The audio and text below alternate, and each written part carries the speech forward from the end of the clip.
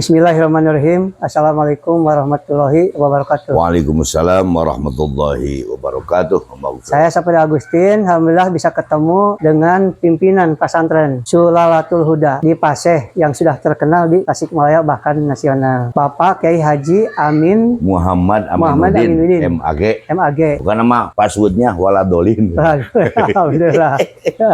Bila ini sudah lama mau ini. Nah, dampak dari pesantren ini, Pak Haji ingin mengetahui karena setelah kami kaji, ternyata adanya pesantren itu mendatangkan wisatawan, yaitu santri. Selama dia berpendidikan 5 tahun, dia makan, minum, jajan. Orang tuanya mungkin bisa menengok tiap bulan, sehingga dia nginep jajan di sini. Akhirnya dampak terhadap ekonomi ini sangat banyak sekali. Barangkali pengalaman Pak Kiai selama ini yang dirasakan, berapa santri yang dari luar, berapa persen, dampak terhadap ekonomi sekitarnya. Bagaimana Pak Kiai? Assalamualaikum warahmatullahi wabarakatuh. Waalaikumsalam. Para pemirsa, wargi-wargi, warga masyarakat Kota Tasikmalaya khususnya, semuanya pada umumnya alhamdulillah pada sore hari ini di tanggal 13 Syawal 1445 Hijriah 22 April 2024 Miladia, kami kedatangan tamu agung.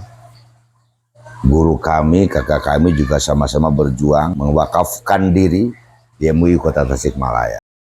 Siapa yang tidak tahu Pak Sapri Agustin ya, dengan kru pertama sebagai sharing saja dari pertanyaan yang disampaikan tentang bagaimana pesantren terhadap imbasnya atau efek dominonya terhadap lingkungan, lebih khusus dari sisi perspektif ekonomi. Kita tahu bahwa sudah mafhum dan maklum bahwa pondok pesantren di Indonesia ini hadir jauh-jauh hari sebelum ada NKRI. Sebelum negara kita diproklamirkan pesantren sudah ada. Sudah ada. Bahkan Profesor Dr. Ahmad Tafsir itu mengatakan kalau ingin benar tentang pola pendidikan nasional ya lihat kurikulum pesantren. Karena embrionya ini. Nah, Kota Tasik ini 278 pondok pesantren. Karena saya pun di penasihat Forum Pondok Pesantren Kota Tasikmalaya. Jumlah santri yang tercatat di FPP itu di angka 45.000. Di Sulalatul Huda saja ini pesantren berdiri tahun 1929. Generasi kakek, ayah almarhum 2007 meninggal, sekarang generasi kami dan keluarga dan seluruhnya berusaha minimal mempertahankan warisan mulia ayah dan semuanya, khususnya pondok pesantren. Karena ternyata dari perspektif manapun efek dominonya positif. Karena itu sudah menjadi avalisnya Allah. Misalnya, dari mulai masuk ke belakang itu, warung-warung tetangga ini ada 15 warung. Alhamdulillah. Saya pernah tanya warung Mang Aam ini yang samping masjid. Dulu belum ada santri. Berapa penghasilan per hari atau per bulan? Per hari itu di angka ratusan ribu pun susah. Tapi ketika santri semakin bertambah, ditambah dengan pengajian Majlis Ta'lim yang mingguan malam Senin. Itu satu malam Senin saja bisa mendapatkan 3, 5 sampai 6 juta lebih. Satu malam. Artinya ini sebetulnya bagi para konsultan ekonomi, jangan jauh-jauh bicara potret pengembangan ekonomi umat berbasis pesantren, ya di pesantren. Nah, di suatu Huda itu sekarang di data statistik ada 325 santriwan santriwati. Yang itu 40% dari luar Jawa Barat, bahkan di Lampung, Jambi juga ada, ibu kota Jabodetabek sampai Banten, yang 60%-nya dari Priangan Timur, Tasik, Garut, Ciamis, Kota Banjar dan Pangandaran. Nah, kita bisa lihat misalnya di kami ini kayaknya pesantren yang paling ringan syahriah kan, infak bulanannya hanya 400.000, itu pun makan 3 kali, listrik dan lain-lain. Silahkan.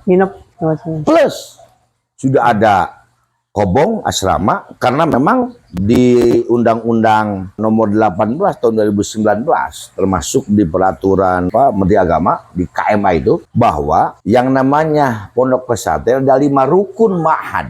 5 rukun pondok pesantren. Pertama ada kiai, yang kedua ada santri, ada masjid, ada pengajian kitab kuningnya, yang mondok minimal 15 orang dan ada kobong.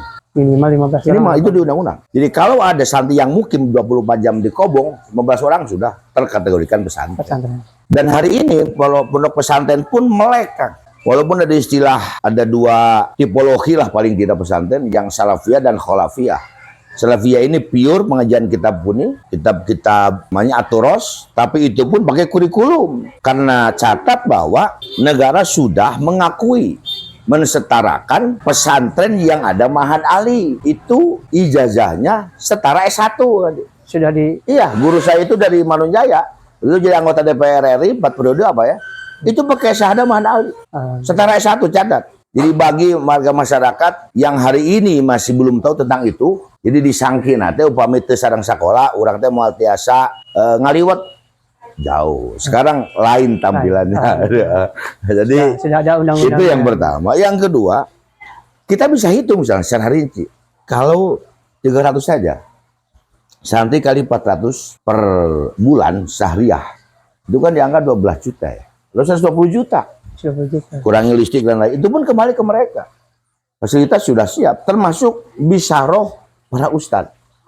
Nah, yang hari ini sangat minimalis, pemirsa. Jadi kami ingin ke depan para pemegang kebijakan khususnya yang ada di kota Tasikmalaya, orang mengatakan kota santri, tapi aplikasi derivasi kota santri dalam nomenklatur anggaran APBD masih minimalis. Itu perlu ini juga kalau mindsetnya masih begitu susah, apalagi kaitan beberapa penyakit masyarakat yang ada di kota Tasikmalaya. Kita tahu lah yang namanya pekat, penyakit masyarakat, narkoba, produksi online, jaringan nafza, sabu dan lain-lain. Termasuk kita juara terus di narkoba di Jawa Barat ini. Itu harus diakui. Ini kan tugas Umaro nih, tugas leader, tugas pemimpin. Mengapa itu dibiarkan? Mengapa terjadi? Itu. Nah, jelas bahwa yang namanya Mahat Pondok Pesantren yakin berpengaruh sangat positif terhadap perkembangan ekonomi umat masyarakat sekitarnya. Tentu beda-beda levelnya. Itu. Alhamdulillah. Itu barangkali karena ini sangat dampak luas, baik bidang ekonomi, pembangunan, sosial dan sebagainya. Sehingga perhatian pemerintah daerah khususnya terhadap pesantren sudah ditingkatkan. Siap. Ini contohnya nih. Kita juga pernah sampaikan ke para stakeholders ya. RT saja. Sekarang kan sudah ada asuransi ya. Meninggal kematian. 43 juta. Preminya dibayar APBD 10.000 per bulan. Masyarakat di kota Tasikmalaya bagaimana dicerdaskan dari sisi agamanya itu oleh para tokoh agama. Yang ini pesantren, diniyah dan lain-lain. Masih ada, bukan lagi masih ada, faktanya.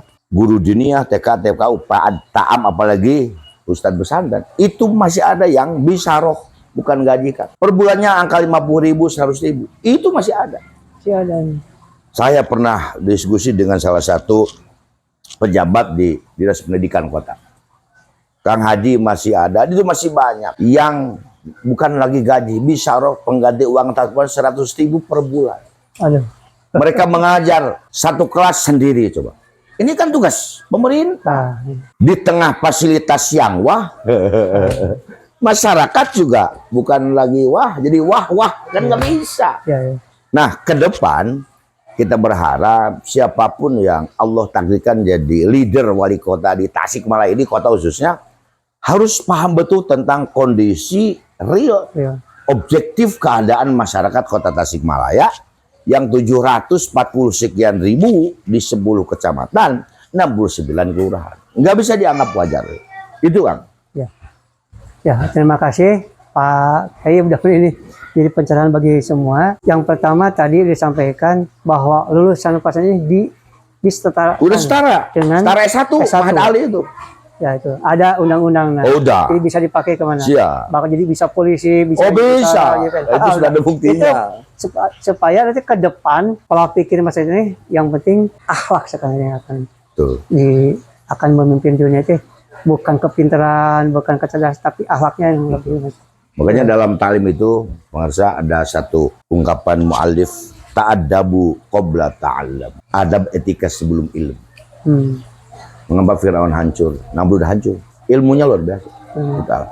Akhlak tentang apa? Akhlak terhadap kholid, terhadap sesama. Nah, di pesantren itu 24 jam, santri itu dipantau. Mulai bangun sampai makan, mandi, apa, termasuk progresnya per hari. Gitu itu. Jadi kalau bicara miniatur lembaga pendidikan ya pondok pesantren. Karena tiga ranah pendidikan itu tersentuh. Apa kognitif, afektif, psikomotorik. Mau apa lagi coba? Iya. Dari mulai doa bangun tidur sampai ke tidur lagi ada doanya. Mengapa sekarang banyak beberapa sekolah yang sistemnya boarding school? Jadi mencerdaskan anak bangsa tidak cukup hanya cerdas ini saja. Apalagi dengan ganti kurikulum misalnya. Jadi, ditambah lagi. Itu ada nama-nama lagi pemahaman kita tentang pesantren dari Pak Kiai. Ini mudah-mudahan menjadi perhatian yang pertama pemerintah, swasta, dan masyarakat. Betul. Bahwa pesantren ini jangan dilihat sebelah mata. Betul. Betul-betul, karena dampaknya sangat luas untuk membangun nusa dan bangsa. Siap. Ya itu barangkali Pak Kiai nanti disambung lagi dengan konten yang lain. Jazakallah, nuhun, semoga bermanfaat. Kita bisa bertemu kembali di gelombang yang sama dengan waktu yang berbeda. Atur nuhun, pengersa gitu, hati simkuring. Jazakallah, mudah-mudahan bermanfaat. Wassalam. Jangan lupa di like, subscribe, dan dibagikan serta komen untuk supaya kita membuat konten yang lebih bermanfaat lagi. Assalamualaikum warahmatullahi wabarakatuh. Waalaikumsalam warahmatullahi wabarakatuh.